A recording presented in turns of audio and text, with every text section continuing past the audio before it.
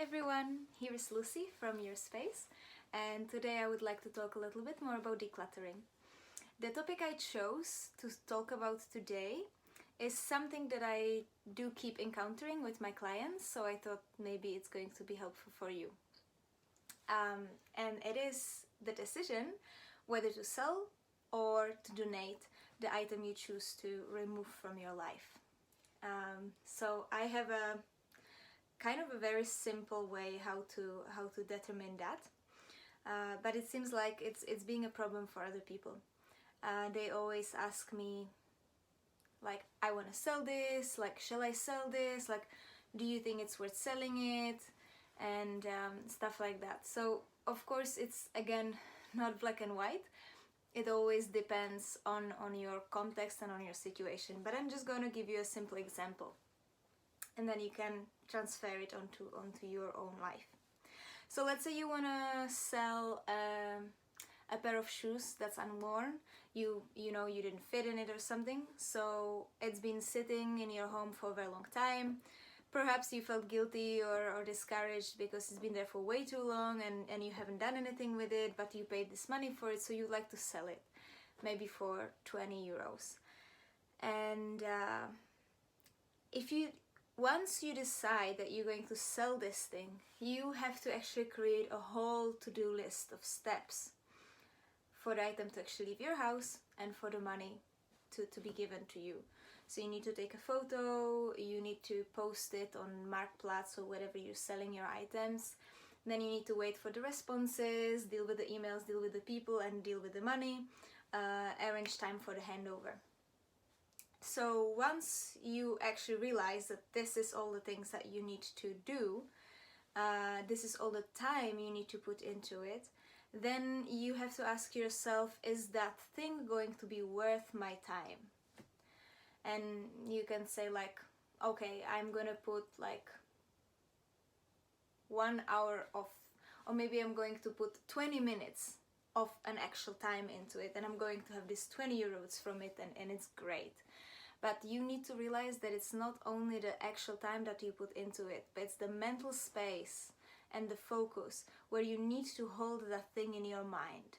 So, you know, you have a lot of things going on in your life, you're taking care of your family and you have a job or a business, then you perhaps also deal with something else like your parents or your friends or your hobbies, things like that, and your house. And then there is like just another thing that you're putting on your list, like, I have to sell these shoes. And even though you maybe don't think about it during the day, it's still there.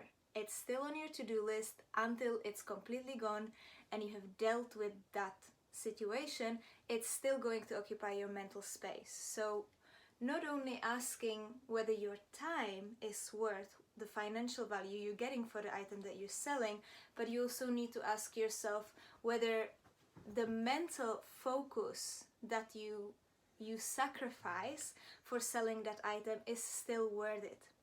So, you know, maybe the whole sales is going to only take 20 minutes, but because it's occupying your mental space, it's occupying your focus, you're going to be slower with the other parts of your life.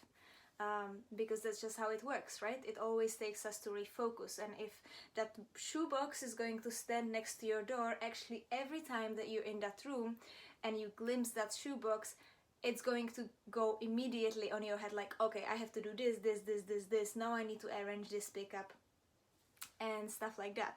And then that's going to take away your focus from whatever you're doing. It's going to take you 20 seconds to refocus back to where were you.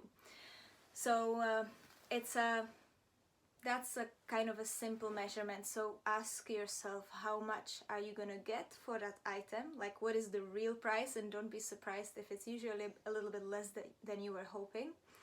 What is the real price? And what is the time you're gonna put into it? And what is the mental space you need to put into it? And how much stuff do you already have going on in your life? And really see whether it's worth to add more stuff into it. Another thing maybe that I would like to add to it is, if you have financial problems, so you are trying to sell every possible thing in your house that you choose to discard, then you also need to ask yourself, like, okay, maybe I know that I don't have enough money, but what is actually the main source of your financial income, you know?